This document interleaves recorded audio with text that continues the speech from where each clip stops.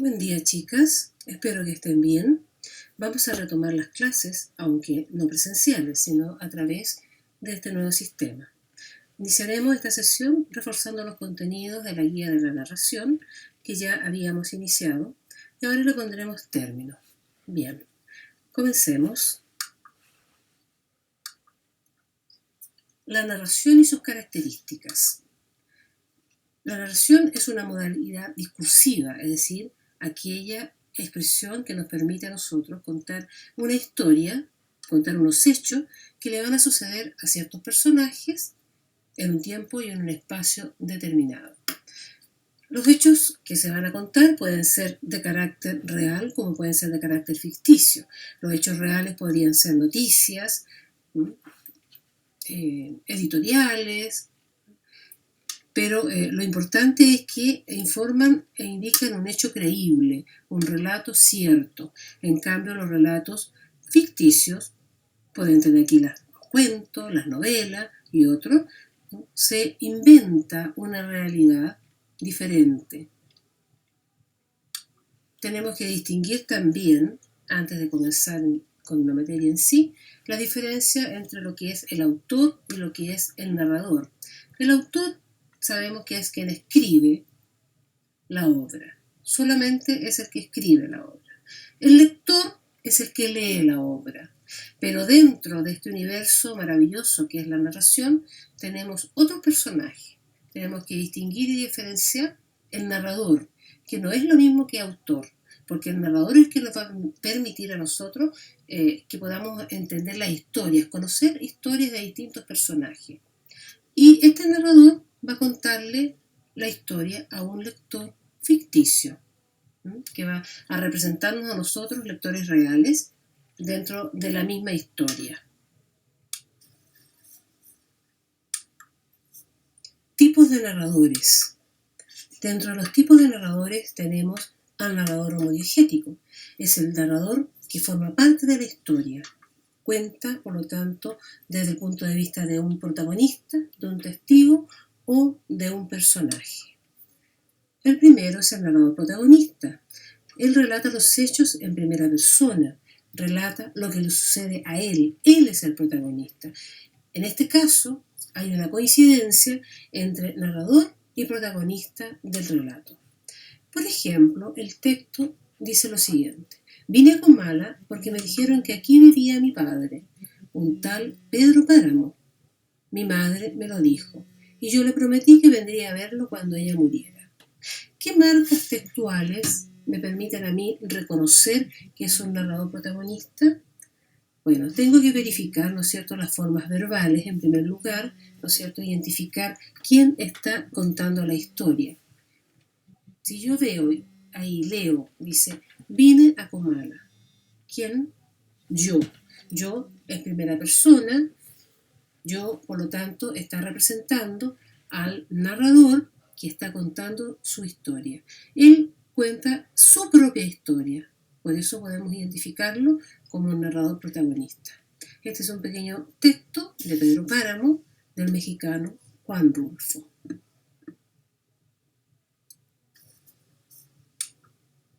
Narrador testigo. También narra en primera persona, sin embargo, asume un rol de segundo orden. Lo que él está narrando le va a ocurrir a otra persona u otro personaje. Se comporta más bien como un espectador del acontecer, es decir, narra lo que ve casi sin participar de la acción. En el ejemplo, dice: quisiera no haberle visto más que las manos, me hubiera bastado verlas cuando le di el cambio de los 100 pesos y los dedos apretaron los billetes. Trataron de acomodarlos y enseguida, resolviéndose, hicieron una pelota achatada y la escondieron con pudor en un bolsillo del saco. Me hubieran bastado aquellos movimientos sobre la madera llena de tajos, rellenados con grasa y mugre, para saber que no iba a curarse, que no conocía nada de dónde sacar voluntad para curarse. Tenemos que identificar, primero que nada, buscar en el texto en qué persona está hablando el narrador e identificar que es un narrador testigo, ya que narra en primera persona. y está contando algo que él observó, que vio a la distancia, de lo cual él es testigo. Él no es partícipe de los hechos, ve desde lejos.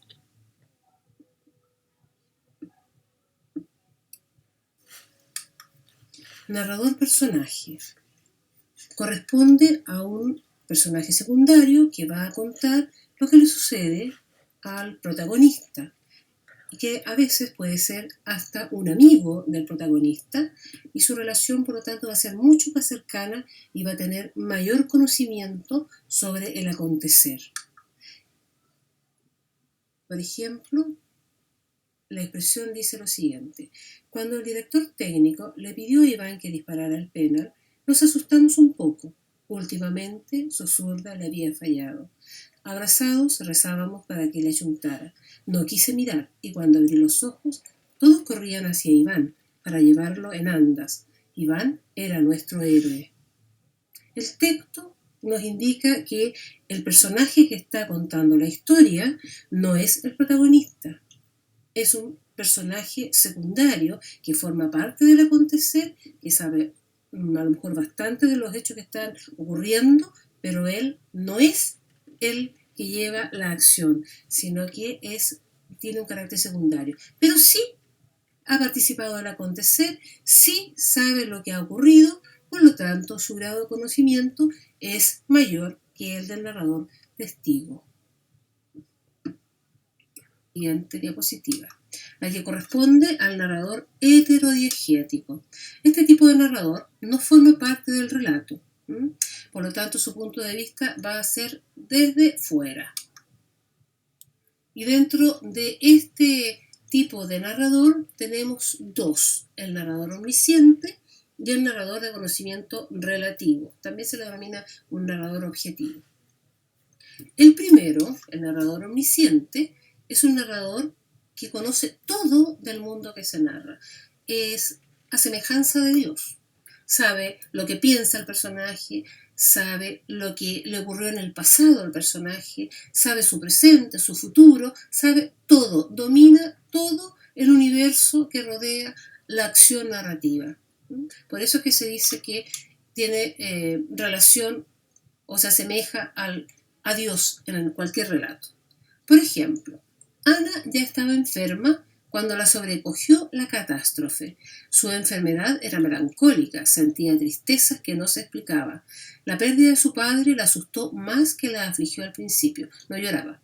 Pasaba el día temblando de frío en una somnolencia poblada de pensamientos disparatados. Se está describiendo aquí una situación a través de un narrador que tiene conocimiento de lo que le ocurre a la enferma. Dice, Ana ya estaba enferma cuando la sobrecogió la catástrofe. Sabe incluso en qué momento se enfermó. Después dice, su enfermedad era melancólica, sentía tristezas que no se explicaba, incluso tiene conocimiento de lo que le pasa a ella en su intimidad. Dice, después, la pérdida de su padre la asustó más que la afligió al principio. Tiene bastante conocimiento. No lloraba, pasaba el día temblando de frío, en una somnolencia poblada de pensamientos disparatados. Incluso sabe lo que pensaba y cómo eran esos pensamientos. Por lo tanto, el narrador omnisciente aquí está contando y diciéndonos a nosotros todo lo que le ocurre. Y además, otro indicio, relata en tercera persona. Ana ya estaba enferma. ¿Quién? Ella, tercera persona. Los verbos, por lo tanto, aparecen en tercera persona. Veamos el otro narrador. Narrador de conocimiento relativo. Este tipo de narrador pretende mostrarnos el mundo narrado desde el punto de vista de una cámara. Es como si él manejara esta cámara y se va acercando uno por uno hacia las situaciones que nos quiere mostrar, hacia los personajes, hacia lo que desarrolla, pero no intenta en ningún momento interpretar ni los sentimientos ni los pensamientos de los personajes, porque no pretende penetrar en sus conciencias. Trata de ser lo más objetivo posible. Por ejemplo, cerraba los ojos y caminaba ciego hasta una puerta. La abría, y al abrirla, abría también los ojos. El juego era adivinar si el enfermo era hombre o mujer y si era quebrado o no. Esto realmente representa aquí al narrador de conocimiento relativo. Está mostrando una situación en la cual no hay presencia del interior de los personajes, sino que se está describiendo una situación igual que si hubiera una filmación.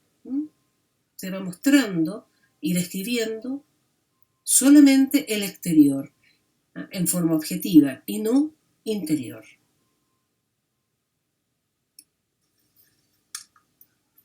Los personajes tipo corresponden a un modelo que se repite a lo largo de la tradición literaria y se va a ir repitiendo en diversas obras literarias a través de los años.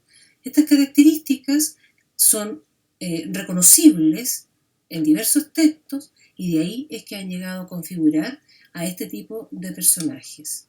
Por ejemplo, ¿quién no ha leído un cuento o una historia en donde aparece un anciano o una anciana con aquellas características de ser un hombre sabio y tener cualidades de liderazgo? O del detective, aquel hombre, ¿no es cierto?, sagaz, inteligente, que va detrás de los causantes de delitos hasta descubrir a los responsables. Aunque normalmente el detective, debido a su mismo trabajo, se convierte en un hombre solitario y triste. Otro personaje tipo es el avaro, un tipo egoísta, viejo, que solamente se preocupa de la riqueza. No le interesa nada más. El caballero, un personaje honorable, un señor que tiene muchos valores, que es un hombre idealista, que siempre anda preocupado de proteger al desvalido. Y el seductor, un conquistador, conquista a las mujeres con falsas promesas, promesas que jamás en la vida va a cumplir. Pero sin embargo, él solamente se divierte y goza haciendo estas maldades.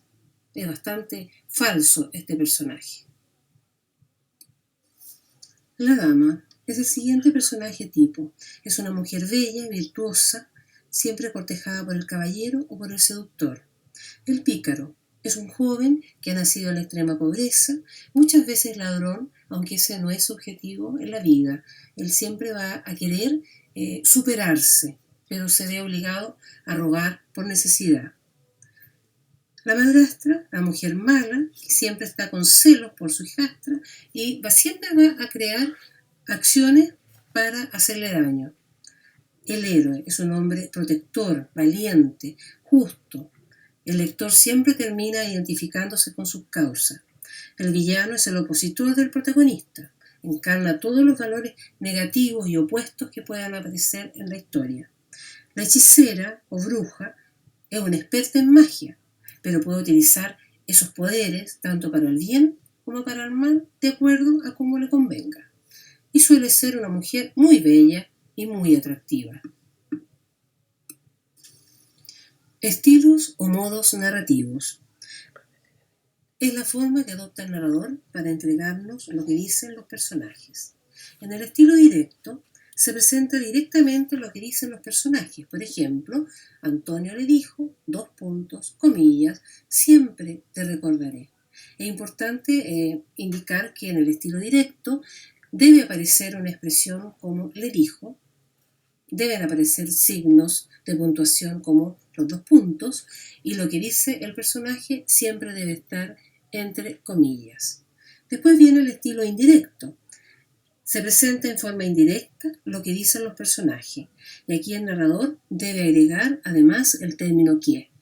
Por ejemplo, Antonio le dijo que siempre la recordaría. El que nos está informando lo que hizo o lo que dijo, en este caso, el personaje, pero se hace de forma indirecta a través del narrador.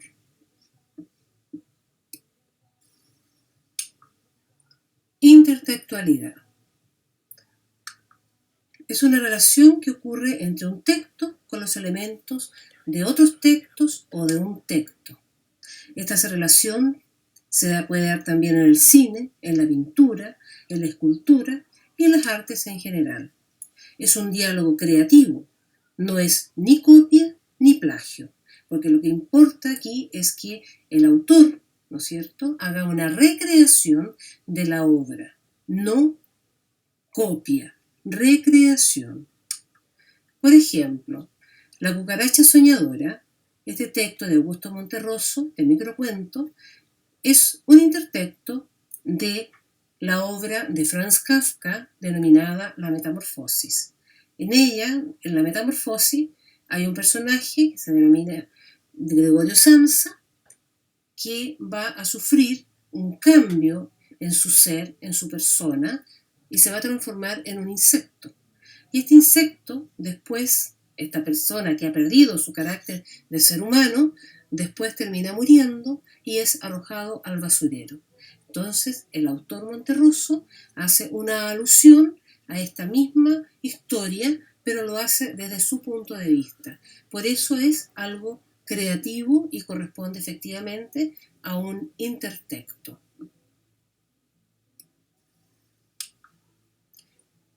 Vamos a ver otro ejemplo de intertextualidad. En este caso son obras de arte, unas pinturas llamada Las Meninas, una obra de Velázquez, y también una obra de Picasso. Las dos obras son de épocas distintas. El primer cuadro, el que da origen al intertexto, es el de Velázquez, a mano izquierda. Un cuadro donde todos los personajes y las figuras están bien construidas, están bien dibujadas, son sus figuras de acuerdo a la realidad. En cambio, en el texto de Picasso, que es el intertexto, es absolutamente distinto.